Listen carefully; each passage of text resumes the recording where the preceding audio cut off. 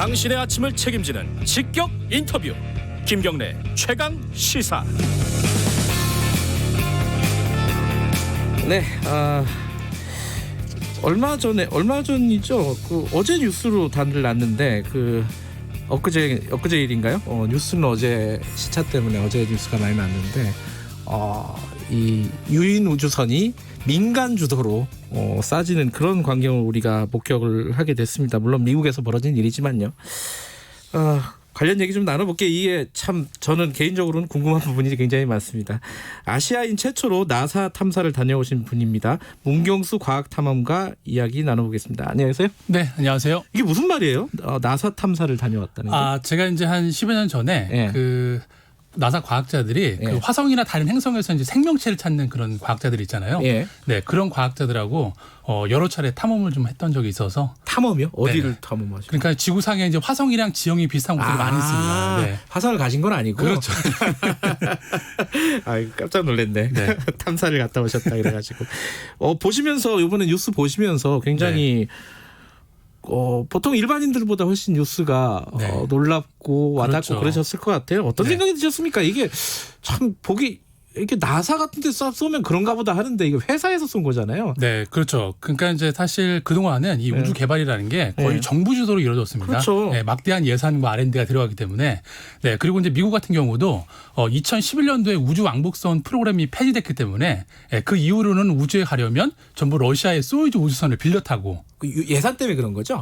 예산 문제도 있는데 약간 네. 나사가 전략을 바꿨습니다. 그래요? 네, 왜냐하면 우주왕복선 프로그램 이후에 이제 또 다른 우주선을 만들 수도 있었는데 네. 이제는 이제 우주가 단순히 정부 주도에 뭐 이루어지는 그런 행위가 아니라 이제 민간한테 넘겨주고 네. 우리는 조금 더 집중적으로 뭐 행성 탐사라든지 그런 태양계 탐사에 집중하겠다라는 그런 준비 기간이 있었다고 보셔도 좋을 것 같습니다. 그러니까 우주선 이런 것들은 러시아한테 빌리고 그렇죠. 우리는 더 선택과 집중을 하겠다. 네, 그러면서 우리도 이제 민간한테 이런 것들을 넘겨주겠다 그런 거죠. 그 민간이 이제 이 테슬라 CEO로 알려진 일론 머스크. 네, 이 스페이스 X라는 데죠, 회사 이름이. 그렇죠. 예, 이게 어떤 회사인지 좀 알려주세요. 네, 사실은 이제 스페이스X라는 회사가 이제 뭐 아시는 분들 많이 아시겠지만 이 대표가 앨런 머스크입니다. 예, 근데 테슬라 그렇죠. 전기자동차. 예, 테슬라 모터스의 대표이기도 하고 네. 또 페이팔이라는 세계적인 전자상거래 또 네. 그런 회사를 만든 회사인데. 그거 처음 알았어요. 페이팔을 테슬라가 만들었다는 거예요. 네, 그렇죠. 이제 어찌 보면 이 앨런 머스크의 이제 빅픽처가 결국은 스페이스X였던 것 같습니다. 마지막 종착역이 스페이스 그렇죠. X예요? 네, 여러 가지 자기의 사업체를 통해서 어떤 뭐 수익을 벌어들인 다음에 그 모든 비용으로 이제 이 스페이스X에 투자를 하게 된 건데요.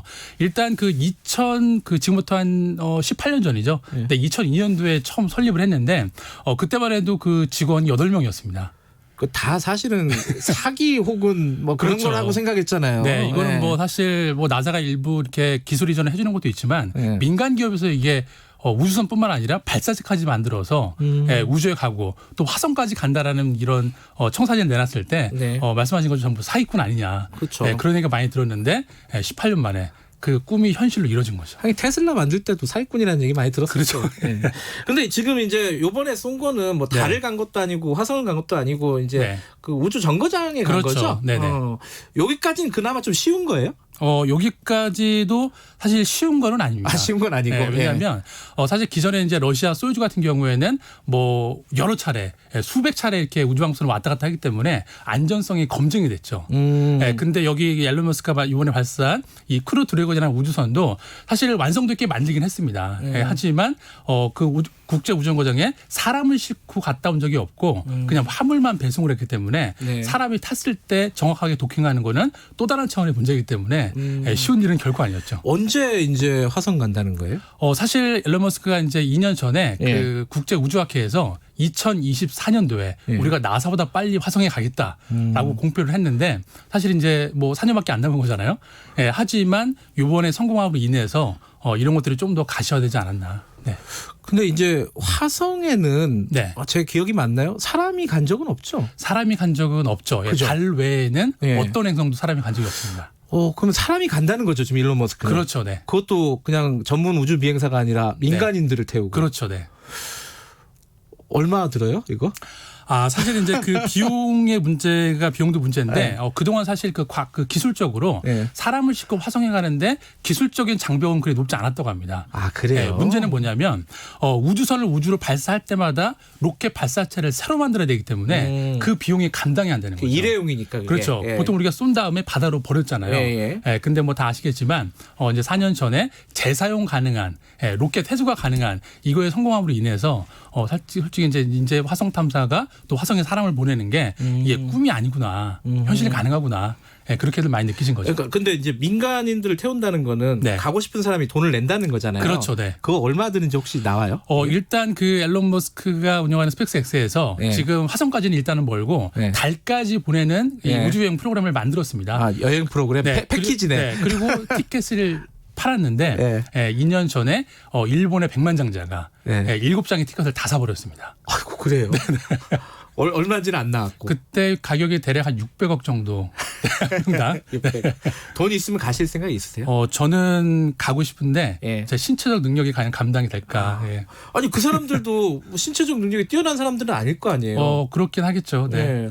돈 많으신 분 나이도 꽤 있으실 거고. 네. 근데 어쨌든 화성도 그런 식으로 지금 추진을 하고 있다는 거죠. 그렇죠. 네. 근데 이게 사고 없이 네. 잘 진행이 될까? 네. 약간 좀 무섭거든요, 사실은. 무섭죠. 네, 어떻게 예측을 하세요? 과연 성공할 수 있을까 이 프로젝트가? 이 프로젝트가 저는 가능할 거라고 봅니다. 그래요? 네네네. 그 정도 기술은 와 있어요. 지금. 그렇죠. 네네. 여기서 이제 조금 다른 얘기인데 네. 우리는 어느 정도까지 와 있을까? 우리는 이제 계획으로는 예. 이제 1차적으로 이제 요즘 다들 그냥 사람을 태워서 보내는 어떤 그 흐름도 있다 보니까 네. 저희도 이제 몇 년 안에 달에 바로 사람을 보내지 못하고요. 예. 달 탐사 궤도선 달 궤도를 도는 그거에 성공하면 순차적으로 저희도 유인 우주선을 달에 보내는 그런 계획을 이제 짜고 있습니다. 근본적인 질문을 하나 드려야겠는데 네. 이 일론 머스크도 마찬가지고 나사도 그렇고 우리나라도 그런데 우리는 항우연에서 계속 하고 네, 있는 맞습니다. 거잖아요. 네. 그거 왜 하는 거예요? 그거 간다고 해서 무슨 노다지가 있는 것도 아니고.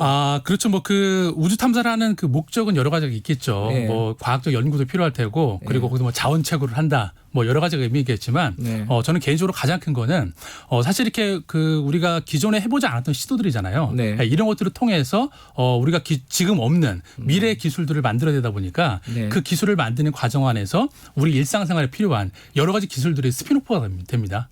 그러니까 그런 기술적인 어떤 진보적인 측면에서는 좀 이렇게 보편적인 말씀을 드리고 싶고요. 실용적인 측면에서 그렇죠. 과학의 발전을 네. 이끌어간다. 그렇죠. 이 항공 쪽, 네. 우주 탐사 쪽. 그렇죠. 그 기술이 또 고스란히 민간에 이렇게 적용이 되니까 우리 삶의 개선도 같이 되는 거죠. 그래, 좀 호기심 이런 게 더 큰 거 아닌가 이게 사실 막연하게. 본질은 호기심인데 그런 얘기를 하면 너무도 추상적이라고 얘기를 하시니까. 네. 그러니까 호기심 때문에 돈 많이 쓰는 게 싫으니까 이제 미국에서도 이제 예산 줄이고 이러는 게 아닌가 혹시 뭐 그런 생각도 언뜻 들고 그랬거든요. 네네네. 근데 실질적으로 과학 발전에 도움이 된다는 말씀이시죠? 그럼 우리가 지금 쓰는 뭐 전자레인지, 냉장고 모든 것들이 다 우주 개발 때문에 나온 기술들입니다. 냉장고가요? 네. 왜 그래요? 일단은 우주 공간에서는 되게 동결 건조된 음식만 먹을 수 있기 때문에 예. 그렇게 장기간 보관하기 위해서 예. 냉장고 기술도 나왔고 예. 그 얼어 있는 음식을 또 인간이 먹을 수 있게 하기 위해서 전자레인지도 나온 겁니다. 기술. 그래요. 네. 그렇게 실용적으로 도움이 되는 거구나. 그럼요. 네. 그 쓸데없는 짓은 아니군요. 전혀 그렇지 않습니다. 네. 일론 머스크가 이거는 일단 성공을 한 거잖아요. 1차적으로. 네, 맞습니다. 네. 뭐까지 할까요? 막 200km 달리는 무슨 해저 터널을 만든다. 네, 막 네. 이런 얘기도 하는데 어디까지 갈까요? 일론 머스크가. 네, 지금 일론 머스크가 화성 이주 계획을 하면서 뭐 테슬라라든지 또 하이퍼루프 같은 그런 혁신적인 기술들을 또 만들고 있는데 결국에는 그 화성 탐사를 가기 위한 비용을 충당하기 위한 그런 거라고 또 생각을 할 수가 있습니다. 오늘은 음악을 하나 들으면서 끝낸다고 합니다. 음악 좀 틀어주세요. 많이 들을 시간이 없으니까 플래닛 캐러밴 아시죠? 네. 블랙 사바스 우주로 간 두 우주 비행사가 이 음악을 들으면서 아침을 맞았다고 합니다. 전통이라고 하네요. 오늘 말씀 재밌었습니다. 고맙습니다. 네, 감사합니다. 문경수 과학탐험가였고요. 김경래의 최강시사 오늘 여기까지입니다.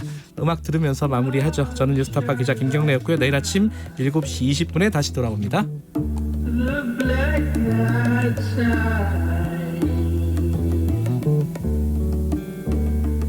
The moon